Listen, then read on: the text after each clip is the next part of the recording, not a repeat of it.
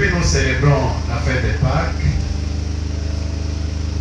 Au long de la semaine, nous avons un séminaire en rapport avec ça.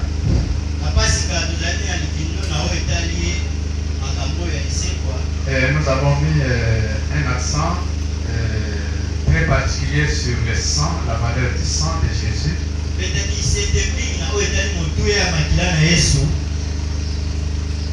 Aujourd'hui, c'est presque l'aboutissement des enseignements que nous avons reçus pendant la semaine.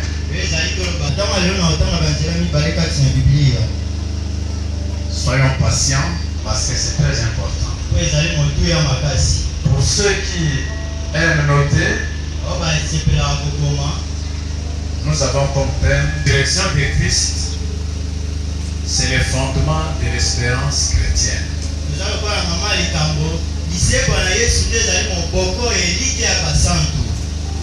Direction de Christ, c'est le fondement de l'espérance chrétienne. Ou encore, la résurrection de Christ, c'est la victoire sur la mort. Amen. Amen. Disons, selon Luc, chapitre 24.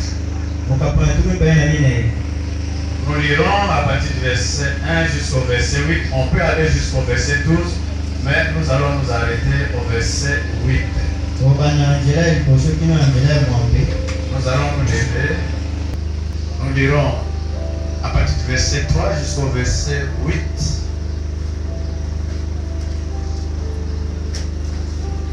Et ensuite, nous allons sauter de 14 à 18 et enfin le verset 20. C'est l'apôtre Paul qui parle selon la révélation qu'il a reçue.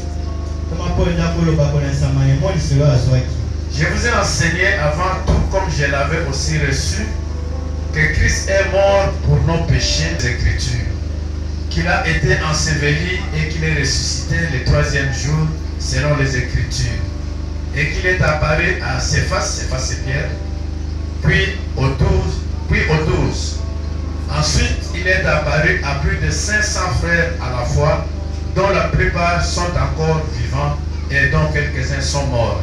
Donc à l'époque où Paul, dans la première lecture, nous voyons que Jésus, après avoir été crucifié, il était mort et il a été enseveli. On l'avait placé dans un tombeau taillé dans un roc.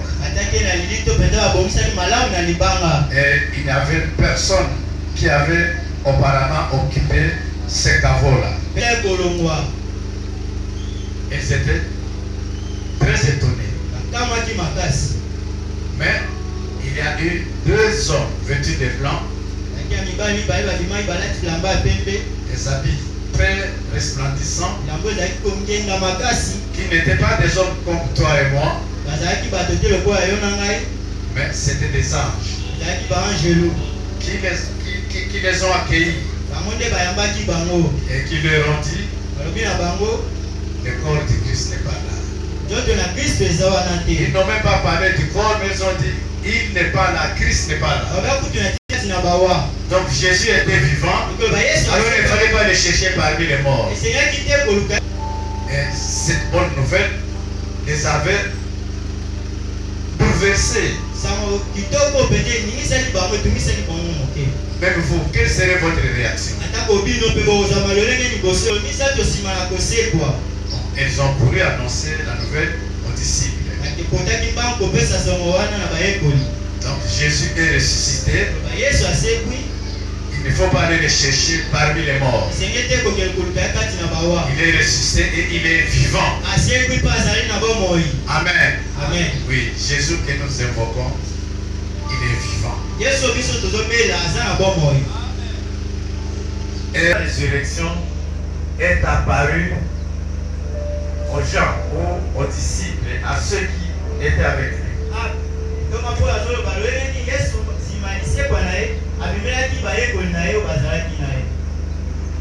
Et comment il a apparu d'abord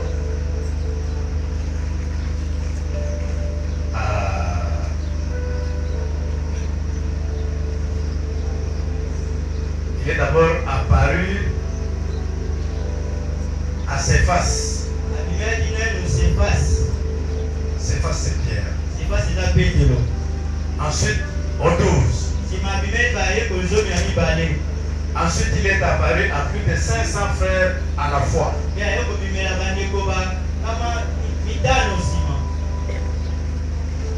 Et après, il est apparu à Jacques. C'est pas Jacques l'apôtre. Alors, après Jacques, il est apparu à Paul. Paul n'était pas, il ne faisait pas partie des disciples de Jésus-Christ quand Jésus était encore sur terre exerçant son ministère.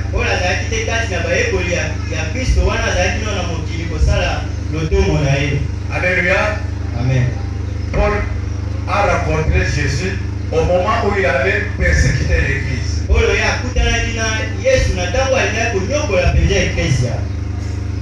Mais voilà ce qu'il raconte. Et ensuite,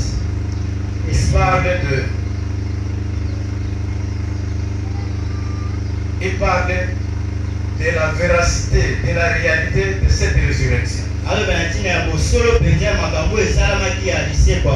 C'est ce que nous allons lire dans la partie qui suit. Je dis à partir du verset 14.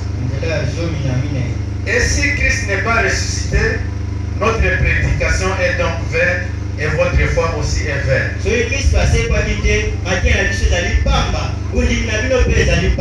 Il se trouve même que nous sommes de faux témoins à l'égard de Dieu, puisque nous avons témoigné contre Dieu qu'il a ressuscité Christ, tandis qu'il ne l'aurait pas ressuscité si les morts ne ressuscitent point. Car si les morts ne ressuscitent point, Christ non plus n'est pas ressuscité. Et si Christ n'est pas ressuscité, votre foi est vaine. Vous êtes encore dans vos péchés. Et par conséquent, aussi ceux qui sont morts en Christ sont perdus.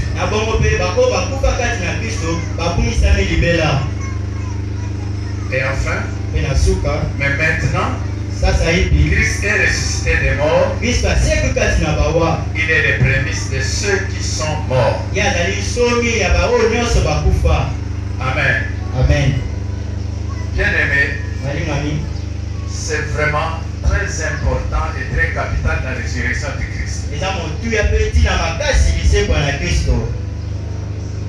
C'est le fondement de notre foi, de notre espérance.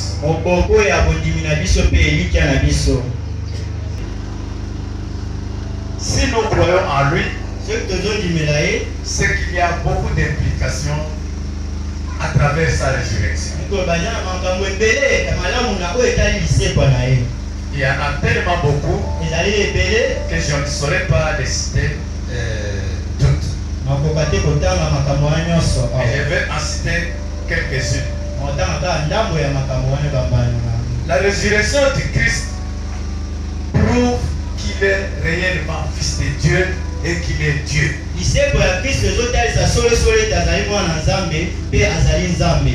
Parce qu'aucun homme comme vous et moi est mort et est ressuscité de la mort.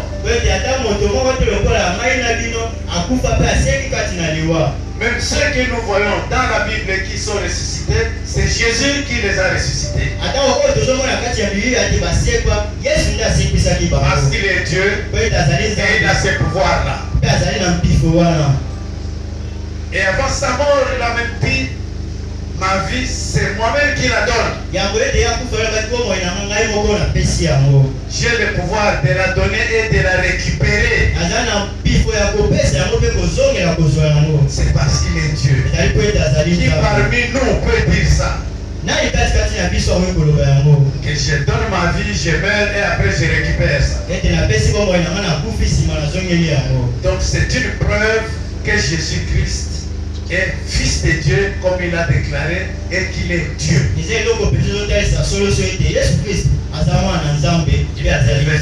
y a des versets bibliques qui le disent clairement.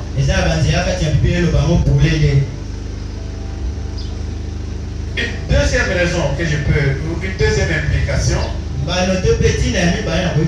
que je peux évoquer ici, dans Matthieu 18, verset 20, Jésus dit: là où deux ou trois sont réunis en mon nom, je suis au milieu d'eux. Nous sommes ici, plus de trois. Nous sommes réunis au nom de qui? Nous sommes réunis au nom de Jésus.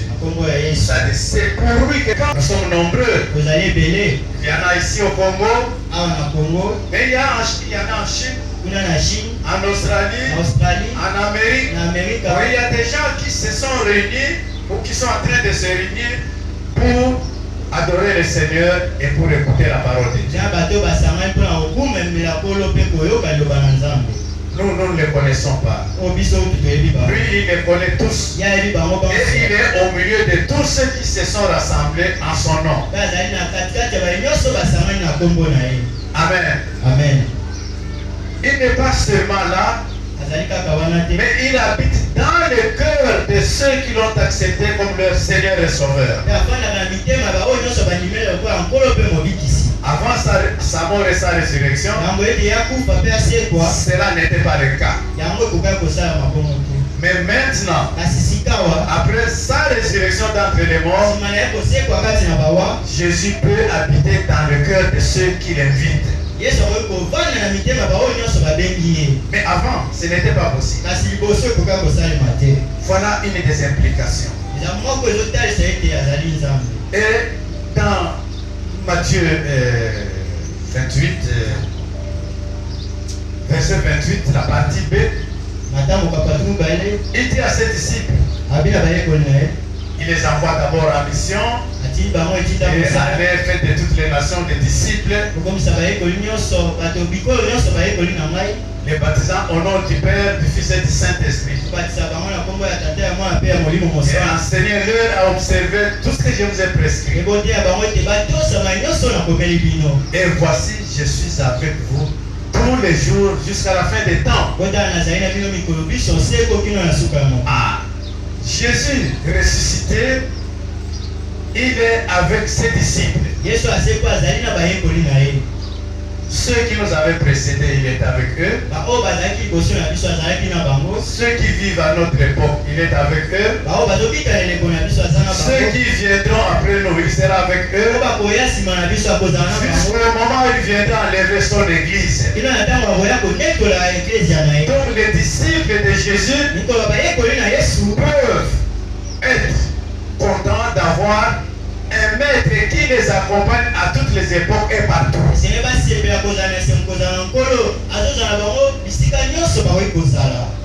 Alléluia.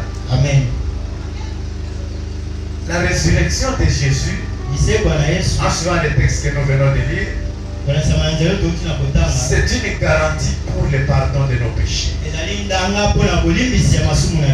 Si Jésus n'était pas ressuscité, son travail ne serait pas vraiment accompli. Et nous allions rester toujours pécheurs. Quand il a crié sur la croix, tout est accompli. Mais il fallait qu'il y ait un sceau qui devrait marquer que tout était réellement accompli.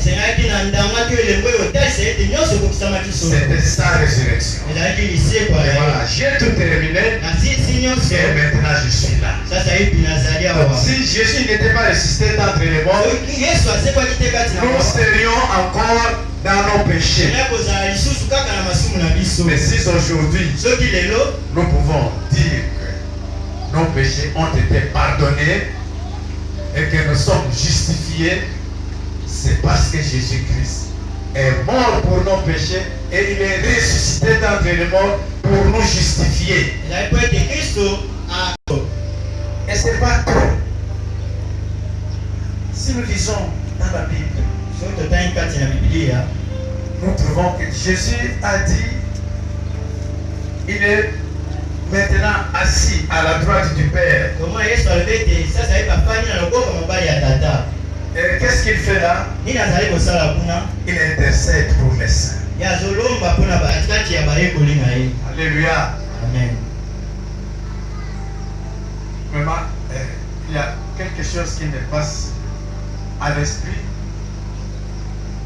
Est-ce qu'il y a des êtres humains au ciel à côté de Dieu? C'est une question que je vous pose. Est-ce qu'il y a des êtres humains au ciel à côté de Dieu? Est-ce qu'il y en a? Hein? Il y en a. Pierre est là. Paul est là. Ils attendent tous la résurrection, n'est-ce pas? Ils attendent tous la résurrection. Mais il y a un seul homme qui est à côté de Dieu. C'est le Fils de l'homme. C'est le Fils de Dieu. C'est Jésus-Christ. C'est le seul homme qui est à côté de Dieu. Et là, il intercède pour nous. C'est merveilleux. Il n'y a aucun être humain là-bas à côté de Dieu. Et tous les autres qui sont morts en Christ, ils attendent la résurrection. Amen. Amen. Vraiment, c'est très merveilleux d'apprendre des choses comme celle-là.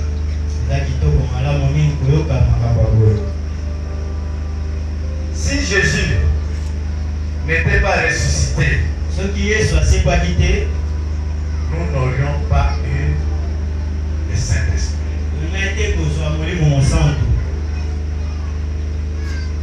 Quand Jésus était ici sur terre, exerçant son ministère, le Saint-Esprit n'était pas encore répandu.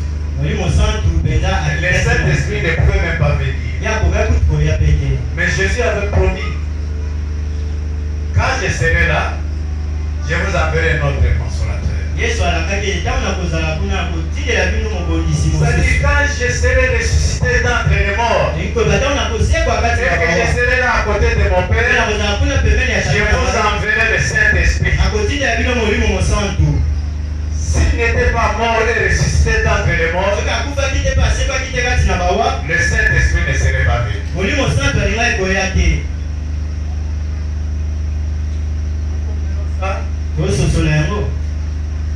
Si nous avons maintenant le Saint-Esprit, c'est parce que Jésus est là. Il a dit, je vais vous envoyer un autre consolateur. Parce que quand il était là, physiquement,